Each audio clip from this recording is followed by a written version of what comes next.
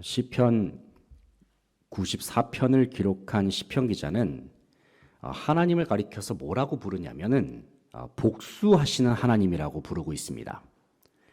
우리가 지난주에 94편의 상반부를 살펴보았는데 94편의 1절을 보시면 시편 기자가 이렇게 말하고 있어요. 여호와여 복수하시는 하나님이여, 복수하시는 하나님이여 빛을 비추어 주소서. 그렇다면 왜 시편 기자는 하나님을 부를 때에 복수하시는 하나님이라고 칭하고 있을까요? 왜냐하면 본문의 상황은 주님의 백성들이 악인들로 말미암아 고난을 당하고 있었기 때문입니다. 악인들이 주님의 백성을 공격합니다. 그리고 악인들의 공격으로 말미암아서 수많은 사람들이 목숨을 잃었습니다. 이러한 현실을 목격한 시편 기자는 너무나도 잔인하고 포악한 행동을 저질렀던 이 악인들에 대해서 하나님께서 심판해 주시고 복수해 주시기를 간구하고 있습니다. 바로 이와 같은 내용이 담겨 있는 시편 94편의 전반적인 분위기를 살펴보면 아주 심각하고 무거울 수밖에 없습니다. 불의의 습격을 당한 이스라엘 공동체의 모습은 참으로 암울하고 절망적이기까지 합니다. 그런데 본문 12절 말씀을 보면은 시편 기자는 본문의 분위기와는 조금은 어울리지 않는 표현을 사용을 하고 있습니다. 12절 말씀 보시면 시편 기자가 이런 말씀을 합니다. 하나님의 징벌을 받는 자는 복이 있다. 이 말씀을 하고 있어요. 복이 있다. 여기서 시편 기자는 이스라엘이 악인들로부터 당하는 고난을 가리켜서 뭐라고 표현하냐면 하나님의 징벌이라고 말하고 있습니다. 하나님의 징벌이다. 그러면서 시편 기자는 이러한 하나님의 징벌을 당하는 자는 복이 있다. 이 말씀을 하고 있어요. 이 말을 바꿔 말하면은 하나님께 채찍을 맞는 자는 참 행복한 사람이다. 이런 말입니다. 그렇다면 왜 하나님의 징계에 채찍을 맞는 것이 행복한 일이 될 수 있을까요? 왜냐하면 하나님께서 내리시는 징계 속에는 여전히 자기 백성을 포기하지 않으시는 주님의 굳은 의지가 들어있기 때문입니다. 분명 하나님의 징계는 매우 고통스럽습니다. 하나님의 회초리를 맞는 것은 참으로 아픈 일입니다. 그러나 하나님께서는 이러한 징계를 통해서 때로는 잘못된 길로 걸어가는 자기 백성의 발걸음을 돌이키셔서 그들로 하여금 바른 길을 걷게 하십니다. 그뿐만 아니라 하나님께서는 징계로 말미암아 고통당하는 자기 백성과 항상 함께 하십니다. 그들의 아픔을 위로하시고 그들의 상처를 싸매주시고 고쳐주시는 분이 하나님이십니다. 이 시간 말씀을 묵상하는 가운데 고통 가운데 함께 계시는 하나님, 자기 백성과 함께 계시는 주님의 모습을 함께 발견할 수 있기를 원합니다. 그래서 우리의 인생 속에 존재하는 고난, 또 인생 속에 존재하는 하나님의 징계 속에 담겨있는 주님의 마음이 무엇인지, 그 징계 속에 들어있는 하나님의 본심이 무엇인지, 우리를 향한 하나님의 마음과 주님의 계획이 무엇인지 함께 생각해보는 저와 여러분 되시기를 소망합니다. 첫째는 하나님의 징계는 진정한 행복을 위한 시작이라고 말하고 있습니다. 진정한 행복을 위한 시작이다. 12절 말씀을 같이 한번 읽어보겠습니다. 12절 시작. 여호와여 주로부터 징벌을 받으며 주의 법으로 교훈하심을 받는 자가 복이 있나니. 아멘. 12절을 보면 여호와여 주로부터 징벌을 받으며 주의 법으로 교훈하심을 받는 자가 복이 있나니 말씀하고 있습니다. 앞서 말씀을 드렸듯이 시편 기자는 하나님의 징계를 받는 것이 행복한 일이다. 그렇게 밝히고 있습니다. 왜냐하면 하나님의 징계는 주님의 백성으로 하여금 주님의 말씀에 순종하는 길로 들어서게 하기 때문입니다. 하지만 문제는 하나님의 징계가 매우 고통스럽다는 겁니다. 또 힘겹게 느껴질 때가 있다는 사실이죠. 오늘 본문의 상황만 보더라도 이스라엘 백성들은 악인들의 무지막지한 공격으로 말미암아서 말할 수 없는 고통에 시달리고 있습니다. 그러나 오늘 본 말씀을 계속해서 읽어보면은 하나님께서는 주님의 백성들이 계속해서 고난만 당하게끔 내버려두지 않는다는 사실을 우리는 알 수가 있습니다. 한번 이 시간 13절부터 15절까지의 말씀을 같이 읽어보겠습니다. 13절부터 15절까지 시작. 이런 사람에게는 환난의 날을 피하게 하사 악인을 위하여 구덩이를 팔 때까지 평안을 주시리이다. 여호와께서는 자기 백성을 버리지 아니하시며 자기의 소유를 외면하지 아니하시리로다. 심판이 의로 돌아가리니 마음이 정직한 자가 다 따르리로다. 아멘. 13절 말씀을 보시면 이런 사람에게는, 그러니까 하나님의 징계를 받는 그 행복한 사람이라고 칭하는 그 사람을 말하는 것이죠. 이런 사람에게는 환난의 날을 피하게 하사 악인을 위하여 구덩이를 팔 때까지 평안을 주신다. 여기서 시편 기자는 하나님께서 악인들을 위해서 친히 구덩이를 파신다고 말씀하고 있습니다. 이 무슨 말씀일까요? 이 말씀은 하나님께서는 결단코 악인들의 죄악을 가만히 지켜만 보시지 않는다는 말씀입니다. 악인들이 이 세상에서 기고만장하게 활동하고 있는 모습을 볼 때에는 하나님은 왜 저런 악인들을 그냥 가만히 내버려만 두시는가, 이런 생각이 들 때가 있습니다. 하지만 성경은 분명히 말씀합니다. 그것은 하나님께서는 그러한 악인들을 심판하시기 위해서 모든 것을 철저히 준비하고 계신다는 사실입니다. 그리고 악인들로부터 고난을 당했던 자기 백성들은 하나님께서 친히 구원하여 주시고 그들을 결단코 버리지 않으신다 말씀합니다. 하나님께서 그렇게 하실 수밖에 없는 이유가 있습니다. 그것은 하나님의 백성들은 누가 뭐라 해도 하나님의 것이기 때문입니다. 하나님의 소유이고 하나님께 속한 자들이기 때문입니다. 14절 말씀을 다시 보시기 바랍니다. 뭐라고 말씀하고 있습니까? 여호와께서는 자기 백성을 버리지 아니하시며 자기의 소유를 외면하지 아니하시리로다 말씀하고 있습니다. 방금 읽은 말씀에서 하나님께서는 자기 백성을 버리지 않으신다, 주님의 소유를 외면하지 않으신다고 분명히 말씀하고 있습니다. 그렇습니다, 여러분. 하나님께서는 어떠한 상황 속에서도 결단코 하나님의 백성, 하나님의 소유인 저와 여러분을 버리지 않으시고 포기하지 않으신다는 사실을 믿을 수 있길 바랍니다. 때때로 우리는 인생의 고난과 어려움으로 말미암아서 깊은 고독과 외로움에 잠길 때가 있죠. 그 누구도 내 아픔을 몰라주는 것 같고 그 누구에게도 하소연할 수 없는 마음의 상처와 아픔을 부여잡은 채로 주어진 인생을 살아가기도 합니다. 하지만 주님께서는 그러한 우리들을 절대로 버리지 않으신다 말씀하세요. 우리를 외면하지 않으시겠다고 말씀하고 있습니다. 주님은 우리의 모든 아픔과 슬픔, 그리고 조용히 흘리는 눈물까지도 다 알고 계시며 우리를 고치시고 위로하시며 회복시켜 주시기를 원하십니다. 이것이 주님의 마음이에요. 그리고 주님께서는 우리의 인생을 고치시고 새롭게 하셔서 우리에게 하나님께서 예비하신 진정한 행복을 선물로 주시기를 원하십니다. 하나님의 징계와도 같은 인생의 고난이 찾아왔습니까? 그렇다면 그때 우리가 먼저 해야 할 일이 무엇이냐면 그 징계 속에 담겨 있는 하나님의 축복, 예비하신 하나님의 축복을 미리 바라보는 것입니다. 주님의 백성을 향한 하나님의 징계는 진정한 회복을 위한 시작이 된다는 사실을 기억할 수 있기를 바랍니다. 둘째로 하나님은 징계 가운데 있는 자기 백성을 붙드십니다. 하나님이 붙들어 주십니다. 16절 말씀을 같이 읽어보겠습니다. 16절 시작. 누가 나를 위하여 일어나서 행악자들을 치며 누가 나를 위하여 일어나서 악행하는 자들을 칠까. 아멘. 16절 말씀에서 똑같은 표현이 두 번 반복이 되는 게 있거든요. 뭘까요? 16절 한번 자세히 보시면 퀴즈입니다. 누가 나를 위하여 두 번 반복되고 있죠. 누가 나를 위하여 두 번을 지금 쓰고 있습니다. 성경에서 어떤 용어를 여러 번 반복하는 것은 주로 강조의 의미가 있습니다. 그렇다면 시편 기자가 누가 나를 위하여라는 이 표현을 반복함으로써 무엇을 강조하고자 했던 것일까요? 그것은 이 세상 어디에도 악인으로부터 나를 지켜주고 보호할 수 있는 존재가 이 세상은 없다는 겁니다. 그러면서 시편 기자는 오직 하나님 한 분만이 나의 유일한 보호자가 되시고 나의 유일한 도움이 되심을 소리 높여 외치고 있습니다.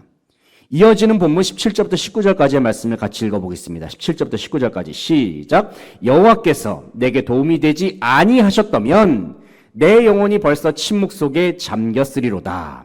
여호와여 나의 발이 미끄러진다고 말할 때에 주의 인자하심이 나를 붙드셨사오며 내 속에 근심이 많을 때에 주의 위안이 내 영혼을 즐겁게 하시나이다. 아멘. 방금 읽은 말씀에서 시편 기자는 하나님을 향한 절대적인 신뢰를 드러내고 있습니다.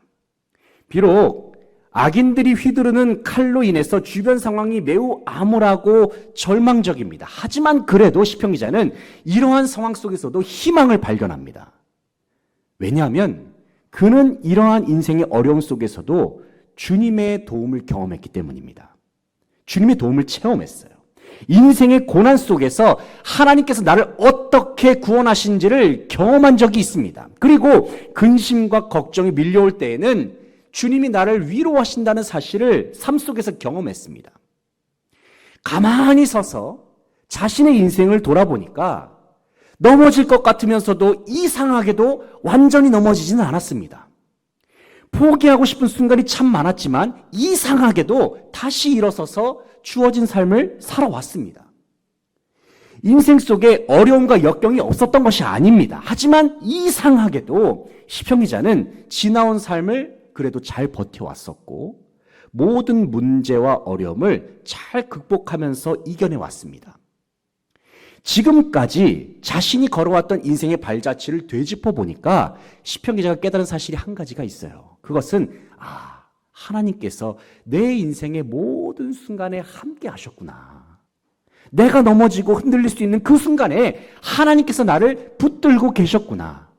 인생을 돌아보니까 이 사실이 발견이 되는 거예요. 방금 읽은 17절부터 19절까지의 말씀을 다시 보시면 시편 기자가 이렇게 고백하고 있습니다. 하나님이 나를 도우시지 않았다면 내 영혼이 침묵할 수밖에 없었습니다. 주의 인자하심이 나를 붙들지 않았다면 난 진작에 미끄러졌을 겁니다. 하나님이 나를 위로하시지 않았다면 나는 절망과 근심에서 빠져나오지 못했을 겁니다. 그는 확신에 찬 어조로 그렇게 주님 앞에 고백하고 있는 것입니다. 시편 기자의 입에서 이와 같은 고백이 나올 수 있었던 이유가 무엇입니까? 왜냐하면 그는 정말로 자신의 인생 속에서 나를 붙들어 주시는 하나님의 손길을 정말로 경험했기 때문입니다. 때로는 하나님께서 나를 붙드시는 손길이 잘 느껴지지 않을 수도 있고 우리의 눈에는 잘 보이지 않을 수도 있습니다. 하지만 느껴지지 않는다고 해서 우리의 눈에 보이지 않는다고 해서 우리를 감싸시는 주님의 손길이 없는 것이 아닙니다. 비록 우리의 눈에는 보이지 않아도 그 보이지 않는 주님의 손길이 언제나 우리를 감싸고 계시고 우리를 지켜주시고 보호하여 주십니다. 하나님의 징계로 말미암아 힘이 들고 또 인생의 고난으로 인하여 넘어질 때마다 우리를 붙들어 주시는 하나님의 손길을 기억할 수 있는 저와 여러분 되시기를 소망합니다. 셋째로 하나님은 세상의 모든 악인들을 반드시 심판하신다 말씀하고 있습니다. 반드시 심판하신다. 23절 말씀을 같이 읽어보겠습니다. 23절 시작. 그들의 죄악을 그들에게로 되돌리시며 그들의 악으로 말미암아 그들을 끊으시리니 여호와 우리 하나님이 그들을 끊으시리로다. 아멘. 23절을 보시면 그들의 죄악을 그들에게로 되돌리시며 그들의 악으로 말미암아 그들을 끊으시리니 여호와 우리 하나님이 그들을 끊으시리로다 말씀하고 있습니다. 이 말씀에서 시편 기자는 악인들에 대한 하나님의 심판을 확신하고 있습니다. 악인들은 이 세상 속에서 자신들이 가진 강력한 힘으로 활발하게 활동을 합니다. 그들은 하나님의 백성을 공격할 뿐만이 아니라 고아와 과부, 나그네들, 성경에서는 이런 자들이 주로 이제 가장 취약계층의 사람들이잖아요. 이러한 힘없는 자들의 목숨을 함부로 빼앗기도 합니다. 특별히 본문 20절을 보면은 세상 속에서 활동하는 악인들 중에는 악한 재판장들도 포함이 되어 있습니다. 20절 말씀을 보시면은 악한 재판장이 나오죠. 이런 악한 재판장들에 관하여 시편 기자는 율례를 빙자하고 재난을 꾸미는 악한 재판장이라고 그렇게 설명을 합니다. 여기서 본문에 등장하는 재판장은 단순히 법정에서 옳고 그름을 판단하는 판사를 의미하는 것이 아닙니다. 왜냐하면 구약시대 때의 재판장들은 주로 왕이나 통치자들을 지칭하기 때문이죠. 왕이나 통치자들은 세상에서, 나라에서 최고의 권력을 가진 사람들입니다. 그런데 문제는 이와 같은 권력을 가진 자들이 악한 마음을 품었을 때입니다. 힘을 가진 자들이 악한 마음을 품게 되면 자연스럽게 많은 사람들이 피해를 보고 세상은 더욱 어지러워질 수밖에 없습니다. 바로 이러한 부분에 대해서 시편 기자는 본문 20절, 21절에서 다음과 같이 말씀하고 있습니다. 한번 20절, 21절을 같이 읽어보겠습니다. 20절, 21절 시작. 율례를 빙자하고 재난을 꾸미는 악한 재판장이 어찌 주와 어울리리까? 그들이 모여 의인의 영혼을 치려하며 무죄한 자를 정죄하여 피를 흘리려 하나. 아멘. 방금 읽은 말씀에서 악한 재판장들은 자신들이 계획하는 악한 일들을 이루기 위해서 수단과 방법을 가리지 않는 모습을 보여주고 있습니다. 20절 말씀을 보시면 이런 표현이 나와요. 율례를 빙자하고 재난을 꾸민다. 이 말씀이 나오거든요. 이 말씀이 의미한 바가 무엇이냐면 한마디로 말해서 악인들은 자신의 계획을 이루기 위해서 하나님의 말씀까지도 자기 멋대로 활용한다는 겁니다. 자신들의 입장을 관철시키기 위해서 자기 마음대로 하나님의 말씀을 바꾸고 자기 멋대로 사용하는 것은 결단코 주님께서 기뻐하신 일이 아니죠. 이러한 일들을 즐겨하는 대표적인 집단들이 어디입니까? 바로 이단들입니다. 그들은 자기들의 교리와 주장을 강화시키기 위해서 이 성경 말씀을 아주 마음대로 적용하고 있습니다. 제가 언젠가 한 5년 전쯤인가요? 수지도서관 앞에서 저녁쯤에 그 하나님의 교회 사람, 하나님의 교회 전도하는 사람이 저를 전도해가지고 저한테 이제 그 종교를 소개하려고 해서 그 사람하고 제가 한 1시간 동안 논쟁을 한 적이 있어요. 근데 안상홍이라는 사람을 대변하기 위해서 참 요한계시록의 여러 구절들을 많이 갖다 붙여서 그렇게 얘기를 하더라고요. 그래서 제가 어떻게 그게 그것을 의미할 수 있습니까? 라고 제가 계속해서 따지면서 얘기했더니 당신의 믿음은 그렇지만 제 믿음은 이렇습니다라는 말로 그렇게 방어를 해버리더라고요. 그렇게 말하니까 할 말이 없는 거예요. 자기들이 그렇게 믿는다는데 당신이 왜 그렇게 말합니까? 이런 식으로 나오니까. 그러니까 결국에는 이단과는 대화도 했어도 안 되고 상대도 했어도 안 됩니다. 대화가 안 돼요. 그리고 이제 그런 이단들의 특징이 무엇이냐면 자신들이 말하는 생각과 주장들은 다 하나님께서 말씀하신 것이다. 그렇게 신도들에게 세뇌를 시키죠. 하지만 여러분, 우리는 분명히 알아야 합니다. 그것은 하나님의 말씀이라고 하는 것은 결단코 자신의 입장과 주장을 강화시키기 위한 그러한 수단이 될 수가 없다는 겁니다. 그리고 하나님의 말씀은 절대로 악을 위한 도구로 활용되어서도 안 됩니다. 분명 하나님의 말씀 자체는 거룩하고 선합니다.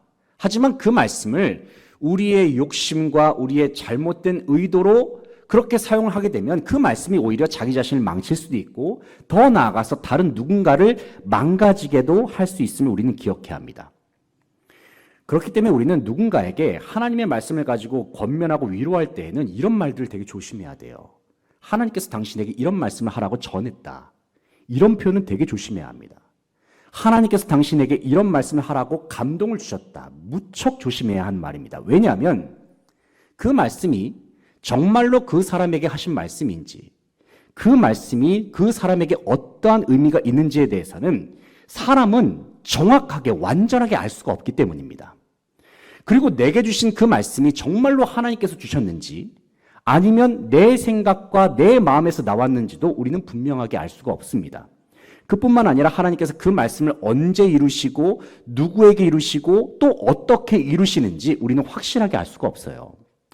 왜 그렇습니까? 왜냐하면 우리는 여전히 불완전한 이 세상을 살아가고 있고 여전히 우리는 불완전한 육신의 몸을 입은 채로 살아가고 있기 때문입니다. 물론 하나님은 우리에게 말씀하십니다. 그리고 당연히 우리는 하나님의 말씀을 들어야 합니다.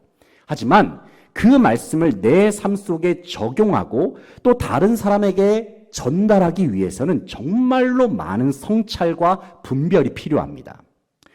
왜 우리가 하나님의 말씀을 정확하게 알아야 하고 깊이 묵상해야 할까요? 왜냐하면 그러한 과정을 거쳐야만이 우리는 말씀 속에 담겨 있는 주님의 뜻을 더욱 정확하게 알 수가 있기 때문입니다. 제가 언젠가 설교 때 이런 이야기를 전한 적이 있거든요. 제가 실제로 경험한 이야기입니다. 어떤 사람이 제가 한번 이 이야기를 제가 한 적이 있을 거예요. 어떤 사람이 어느 자매를 너무 사모해가지고 매번 이제 기도하는 기도탑에 저희 사실 장신대에 있는 어느 신대원의 전도사님의 이야기예요. 어느 자매, 학교에 같은 다른 과에 있는 그 자매랑 나이 차이가 많이 나요. 신대원 아저씨예요. 그 자매랑 결혼하게 해달라고 기도탑에 올라가서 매번 기도를 하는 거예요. 그러다가 그 형제, 그 전도사님이 기도하는 중에 기도탑에서 하나님께서 그 사람의 마음속에 이런 감동을 주시더라는 겁니다. 그 자매랑 결혼해도 좋다. 이런 감동을 받았다는 거예요. 그래서 그 형제가 그 감동을 하나님께서 주신 응답이라고 확신하고는 그 자매에게 다가가서 이렇게 말한 겁니다. 하나님께서 제가 기도탑에서 기도했는데 하나님께서 저에게 이런 말씀을 하셨어요. 당신과 결혼해도 좋다고. 그러니까 저랑 결혼해 주세요. 결혼했을까요? 안 했을까요? 당연히 안 했죠. 다른 사람이랑 잘 살고 있습니다, 지금. 여러분, 이게 맞는 겁니까? 당연히 아닙니다. 만약에 하나님께서 정말로 그 두 사람을 결혼시킬 거였다면 그 마음의 감동을 형제에만 주실 것이 아니라 자매에게도 주셨어야 했습니다. 간혹 어떤 성도님들 중에는 그 예언의 은사를 받은 누군가에게 신앙 상담을 받으려고 하는 경우가 있습니다. 저도 물론 이제 그런 은사를 아예 부정하지는 않습니다. 저도 많이 관심 많은 그런 분야이기도 하고 또 훈련을 받은 적도 있지만 그러나 그것을 제가 공개적으로 공식적으로 그것을 사역을 하진 않습니다. 그런데 여러분, 그 예언의 은사라는 것도 100% 신뢰를 해서는 안 됩니다. 상당히 조심스럽게 접근을 해야 돼요.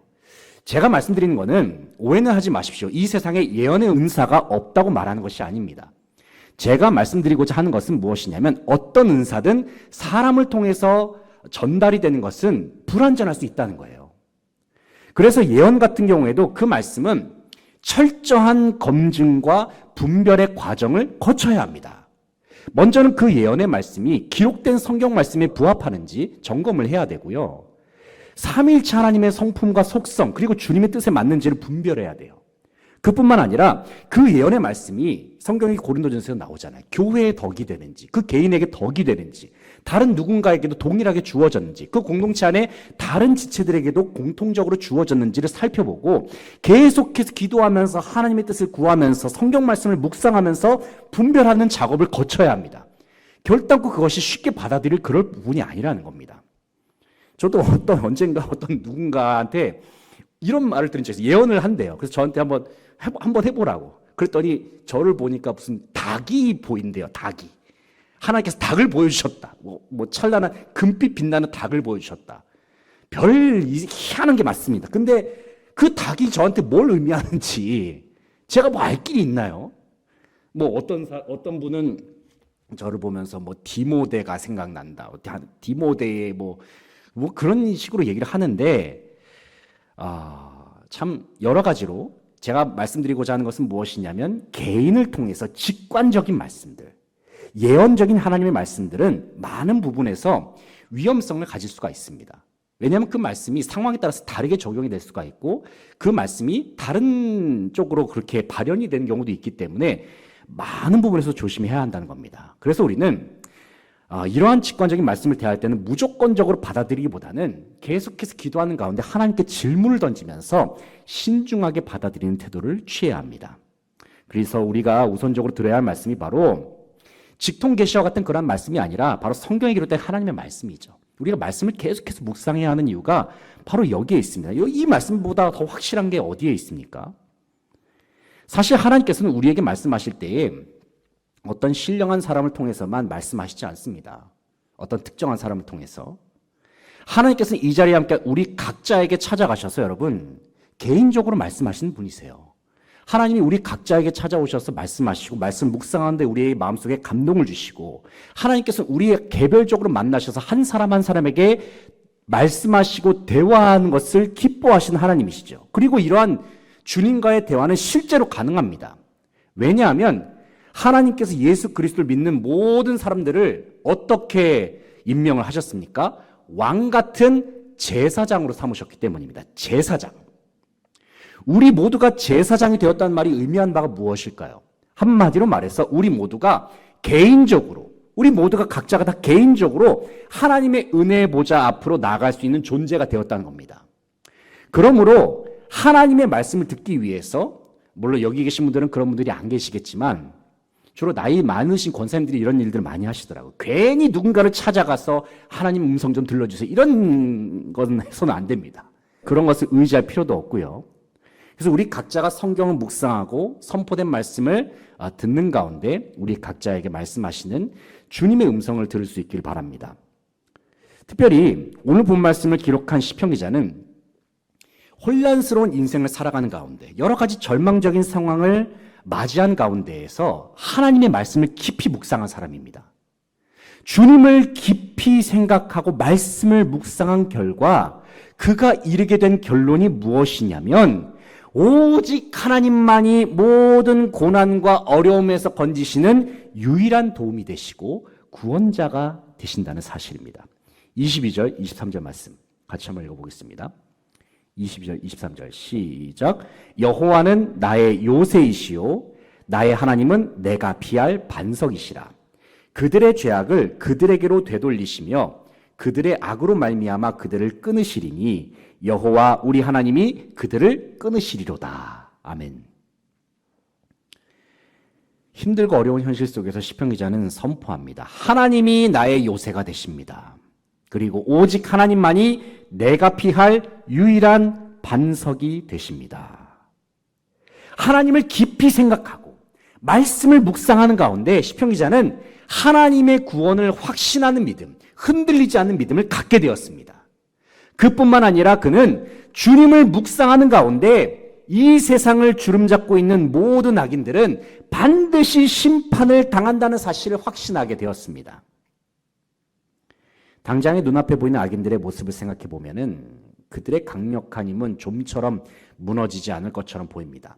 하지만 그럼에도 불구하고 시편 기자는 악인들의 심판을 확신하고 있어요. 확신하고 있습니다. 그리고 그들의 마지막은 멸망이라는 사실을 굳게 믿고 있습니다. 왜냐하면 하나님을 잠잠히 바라보고 오랜 시간 동안 주님의 말씀을 묵상하고 또 묵상하고 나니까 주님께서 그의 마음속에 말씀으로 말미암는 흔들리지 않는 믿음을 허락하셨기 때문입니다. 세상이 어지럽고 인생이 힘이 들 때에 우리가 해야 할 것은 바로 하나님을 생각하고 주님의 말씀을 깊이 묵상하는 것입니다. 주님을 묵상하게 되면 우리는 이 세상을 향한 하나님의 뜻과 계획이 무엇인지 발견할 수가 있습니다. 주님을 묵상하게 되면 우리는 악인들의 결말이 어떠한지를 우리는 더욱 확신할 수가 있습니다. 그리고 주님을 묵상하게 되면 우리는 자기 백성을 향한 하나님의 계획, 나를 향한 하나님의 계획이 무엇인지, 하나님의 은혜와 하나님의 구원이 무엇인지를 발견할 수가 있습니다.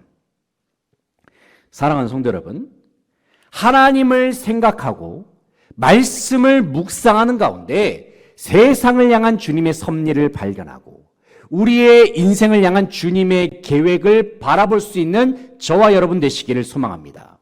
그래서 힘들고 어지러운 세상을 살아가는 중에도 흔들리지 않는 믿음, 우리가 만들어낸 믿음이 아니라 말씀을 묵상하는 가운데 주님께서 주신 믿음이 우리로 하여금 믿음을 견고하게 만들고 흔들리지 않는 믿음으로 나아가게 합니다. 바로 그 흔들리지 않는 믿음으로 주님과 동행하는 저와 여러분의 귀한 삶이 될 수 있기를 간절히 바라고 소망합니다. 오늘 말씀을 정리해 보겠습니다. 사랑하는 성도 여러분, 오늘 본 말씀에서 시편 기자는 하나님의 징계를 경험하는 백성들이 행복한 사람들이라고 말씀하고 있죠.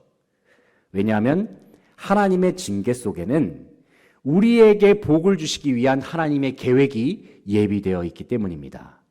징계는 매우 고통스럽고 아픕니다. 그러나 하나님께서는 징계로 말미암아 고통당하는 자기 백성을 결단코 내버려 두지 않으신다 말씀하고 있습니다. 주님께서는 반드시 피할 길을 내주시고 징계로 말미암아 아픈 상처를 친히 싸매시고 고쳐주십니다. 때로는 악인들의 활동과 그들의 공격으로 말미암아 우리의 마음이 상하거나 어려움을 느낄 때가 있습니다. 하지만 하나님께서는 분명히 말씀하십니다. 이 세상의 모든 악은 사라지고 주님의 백성은 영원한 행복을 누리게 될 그 날이 반드시 올 것이다 말씀하고 있습니다. 여전히 우리는 인생을 살아가는 중에 풀리지 않는 수수께끼와 같은 상황, 의문스럽고 답답한 삶의 문제와 마주할 때가 있습니다. 어쩌면 이전에도 그래왔고 앞으로도 우리는 수많은 질문을 마음에 품은 채로 이 세상을 살아갈 수밖에 없을 것입니다. 그 이유가 무엇입니까? 왜냐하면 우리가 사는 세상은 여전히 불완전하기 때문입니다.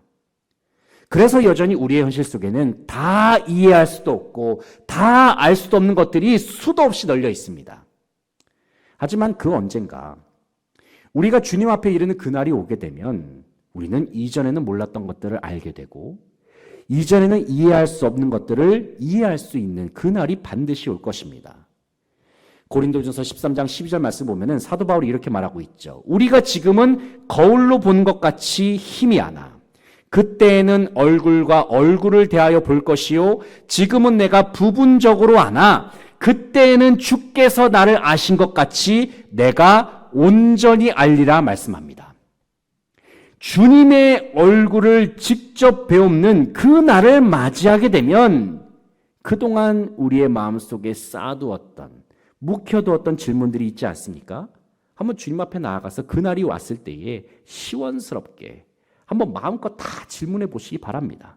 그러면 그때 주님께서는 우리에게 모든 것을 환하게 알려주시고 말씀하여 주시고 또한 그동안 힘겨운 인생을 살아왔던 우리 모두를 주님께서 친히 위로하시고 안아주실 줄로 믿습니다. 그 날을 맞이할 때까지 우리가 이 세상 속에서 해야 할 일이 무엇이냐면 그저 믿음으로 하나님의 얼굴을 바라보고 믿음으로 주님의 말씀을 부지런히 묵상하는 것입니다.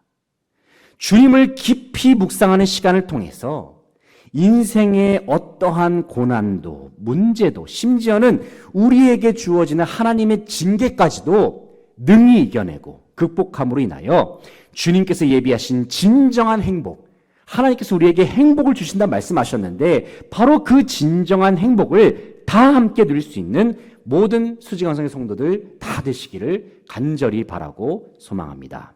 기도하겠습니다.